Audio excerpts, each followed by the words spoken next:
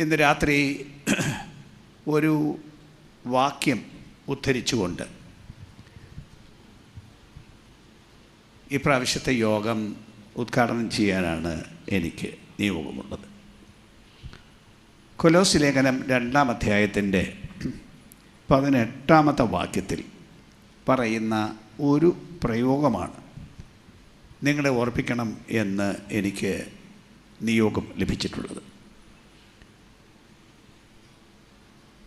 താഴ്മയിലും ദൂതന്മാരെ ആരാധിക്കുന്നതിലും രസിച്ച് സ്വന്തം ദർശനങ്ങളിൽ പ്രവേശിക്കുകയും തൻ്റെ ജഡമനസ്സിനാൽ വെറുതെ ചേർക്കുകയും തലയെ മുറുകെ പിടിക്കാതിരിക്കുകയും ചെയ്യുന്നവനാരും നിങ്ങളെ വിരുദ്ധ തെറ്റിക്കരുത്. ഒരു മുന്നറിയിപ്പാണ് ഇവിടെ പൗലോസ് അപ്പോസ്തലനിലൂടെ ദൈവസഭയ്ക്ക്, ദൈവജനത്തിന് നൽകിയിരിക്കുന്നത്. മനുഷ്യരുടെ വിരുത്, അതായത് നമ്മുടെ വിരുത് തെറ്റിക്കരുത് എന്ന്. വിരുത് എന്ന് പറഞ്ഞാൽ നമ്മുടെ മുമ്പിൽ വച്ചിട്ടുള്ള ലക്ഷ്യം, നമുക്ക് സാധിച്ചെടുക്കാനുള്ള കാര്യം. ഒരോട്ടക്കാരൻ ഓടിയാൽ ഏത് സ്ഥലത്ത് ചെന്നെത്തണം എന്ന ആ ഫിനിഷിംഗ് പോയിൻ്റ്, എത്തിച്ചേരേണ്ട ആ സ്ഥലം, അതാണ് അദ്ദേഹത്തിൻ്റെ ബിരുദം. അതുപോലെ ഓരോ പ്രവൃത്തിക്ക് നിയമിക്കപ്പെട്ടവർക്ക് അവർക്ക് സാധിക്കേണ്ട ലക്ഷ്യങ്ങളുണ്ട്. ആത്യന്തികമായി നമുക്ക് സാധിക്കേണ്ട കാര്യമുണ്ട്. ആത്യന്തികമായി പറഞ്ഞാൽ പൗലോസ് അപ്പോസ്തലൻ ഫിലിപ്പി ലേഖനം 3-ാം അധ്യായത്തിൽ പറയുന്നത്, എനിക്ക് ക്രിസ്തുവിനെ അറിയണം, എനിക്ക് അവിടുത്തെ കൂടി ഇരിക്കണം, എനിക്ക് അവിടുത്തെ അനുഭവിക്കണം, അത് അവിടുത്തെ കഷ്ടാനുഭവങ്ങളുടെ കൂട്ടായ്മ കൂടി എനിക്ക് അനുഭവിച്ചറിയണം. ഇങ്ങനെ വല്ല വിധേനയും മരിച്ചവരുടെ ഇടയിൽ നിന്നുള്ള പുനരുദ്ധാനം പ്രാപിക്കണം എന്ന് വെച്ച് ഞാൻ അവൻ്റെ നിമിത്തം എല്ലാം ഉപേക്ഷിച്ച് ചവർ എന്നെണ്ണും. തനിക്ക് സാധിക്കാനുള്ള ആത്യന്തികമായ കാര്യം ക്രിസ്തുവിനെ നേടുന്നത് അവിടുത്തെ പരിജ്ഞാനത്തിൻ്റെ വലിപ്പം അദ്ദേഹത്തിന് കിട്ടിയപ്പോൾ, നേരത്തെ അദ്ദേഹത്തിന് അറിയില്ലായിരുന്നു, നല്ലൊരു ദർശനത്തിലൂടെ ആ പരിജ്ഞാനത്തിൻ്റെ വലിപ്പം കിട്ടിയപ്പോൾ ആ വലിപ്പം നിമിത്തം ലോകത്തിലെ അദ്ദേഹത്തിന് വിലപിടിപ്പുള്ളതായി ഉണ്ടായിരുന്ന, അദ്ദേഹത്തിനെന്ന് മാത്രമല്ല സാധാരണ ജനത്തിന് പ്രത്യേകം വിലമതിക്കപ്പെടുന്ന, കൂടിയവർക്കും വിലമതിക്കപ്പെടുന്ന നിലകൾ, സ്ഥാനങ്ങൾ, പദവികൾ എല്ലാം ഉപേക്ഷിച്ച് ഈ ലക്ഷ്യം സാധിക്കത്തക്കവണ്ണം അത്രയ്ക്കിത് മൂല്യമുള്ളതാണ് എന്ന് പൗലോസ് മനസ്സിലാക്കി. പക്ഷേ ഇത് സാധാരണക്കാർക്ക് അറിയില്ല. കാരണം ഈ ക്രിസ്തു ആരാണെന്നും അവിടുത്തെ വലിപ്പം എത്രയാണെന്നും ലോകം കണ്ടിട്ടില്ല. ലോകം കണ്ടത് ലോകത്തിൽ വന്ന് ജഡമെടുത്ത് വന്ന സാധാരണക്കാരനായ ഒരു മനുഷ്യനായ യേശുവിനെയാണ്. അവിടുത്തെ വലിപ്പം ദൈവം വെളിപ്പെടുത്തിയ ഘട്ടങ്ങളുണ്ട്. സ്വർഗത്തിൽ നിന്ന് അവിടുന്ന് ഇറങ്ങി വന്ന് ഭൂമിയിൽ വന്ന് ജഡമെടുത്ത ദൈവമാണ്. തിരിച്ച് ആ മഹത്വത്തിലേക്ക് അവിടുന്ന് പ്രവേശിച്ചവനുമാണ്.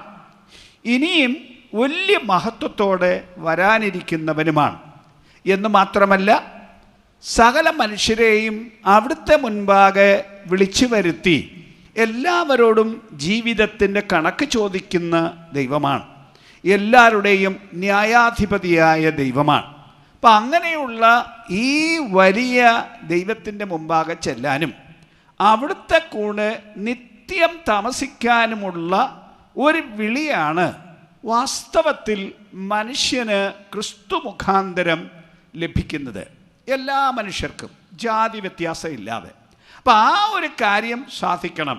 എന്നാൽ അത് അന്നത്തേക്ക് മാത്രമല്ല, ഇപ്പോൾ തന്നെ ക്രിസ്തുവുമായുള്ള ആ വലിയ മഹത്വത്തിൻ്റെ അനുഭവത്തിൽ ജീവിക്കുക എന്നുള്ളത് പ്രധാനമാണ്.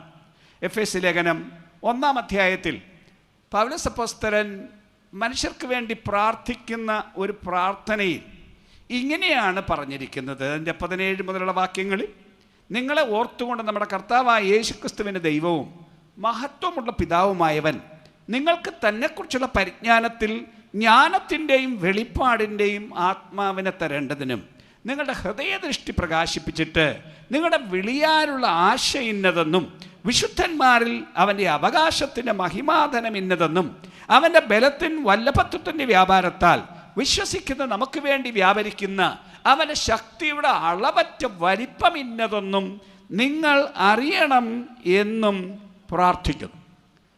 അപ്പം ദൈവത്തിൻ്റെ മഹത്വത്തെക്കുറിച്ചുള്ള വെളിപ്പാടും നമ്മെ എന്തിനു വിളിച്ചിരിക്കുന്നു എന്നുള്ള വെളിപ്പാടും അവിടുത്തെ വേണ്ടി വ്യാപരിക്കുന്ന അവിടുത്തെ ശക്തി എന്തുമാത്രം ഉണ്ടെന്നും മനുഷ്യൻ അറിയണം.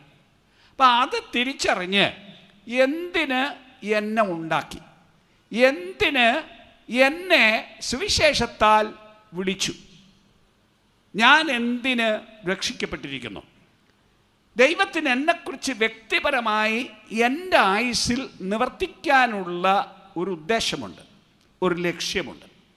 അതെൻ്റെ ജീവിതത്തിലൂടെ സാധിക്കണം.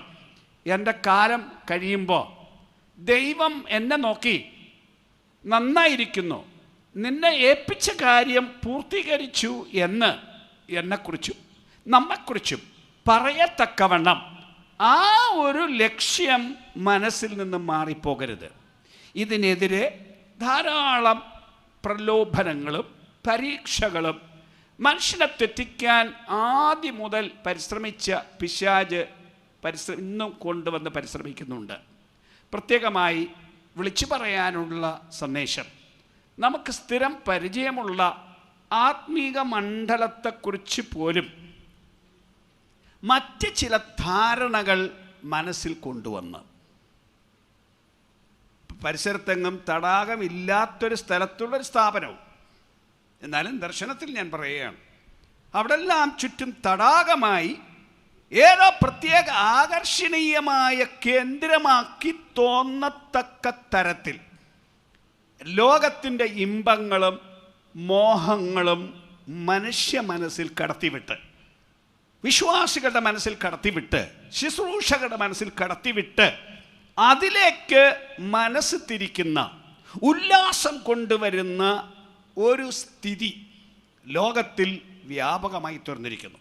ആത്മീകമായി തീഷ്ണതയിൽ നിന്ന ജനം ഇന്ന് ലോകത്തിലെ നേട്ടങ്ങളും സമ്പാദ്യങ്ങളും ഉയർച്ചകളും ലക്ഷ്യമാക്കി പോകാൻ ഇതിനകത്തുകൂടെ പ്രേരണ തരുന്ന ഒന്ന് മാത്രമല്ല, ജഡിക വികാരങ്ങളെ ഉയർത്തി അതിന് തക്കവണ്ണം ആളുകളെ കൊണ്ടുവന്ന് രംഗത്ത് നിർത്തി ഇന്നത്തെ സോഷ്യൽ മീഡിയ വഴിയായാലും ഏത് തരത്തിലായാലും മനുഷ്യനെ വശീകരിക്കുന്ന തിന്മയുടെ ശക്തി വ്യാപരിക്കുന്നതിൻ്റെ നടുവിൽ അതിൻ്റെ മുമ്പിൽ നിന്നുകൊണ്ട് ലഭ്യമായ ദൈവശക്തിയുടെ വ്യാപാരത്താൽ പിശാചേ, തിന്മയെ എന്നെ തൊടാൻ നിന്നെ അനുവദിക്കില്ല, നിന്റെ കൂടെ ഞാൻ വരില്ല. പൗലോസ് പറഞ്ഞതുപോലെ എനിക്ക് അഭികാമ്യമായി തോന്നുന്നതും എന്തും എന്നെ വിളിച്ചിരിക്കുന്ന വിളിയുടെയും ദൈവകൃപയുടെയും വ്യാപാരത്തിൻ്റെ കീഴിൽ ഞാൻ തള്ളിക്കളയുന്നു, അതിനെ ഞാൻ എടുക്കില്ല, അത് ഞാൻ ചവറായി കരുതുന്നു എന്ന് കരുതി വിശ്വാസത്തിൻ്റെ ഓട്ടം സ്ഥിരതയോടെ ഓടണമെന്നും ഒരു കാരണവശാലും നമ്മുടെ ലക്ഷ്യം അങ്ങോട്ടോ ഇങ്ങോട്ടോ ഒരു തരി പോലും മാറാതെ നിലനിർത്തണമെന്നും ദൈവത്തിൻ്റെ വചനത്താൽ ഞാൻ ഇന്ന് ഉദ്ബോധിപ്പിക്കുന്നു.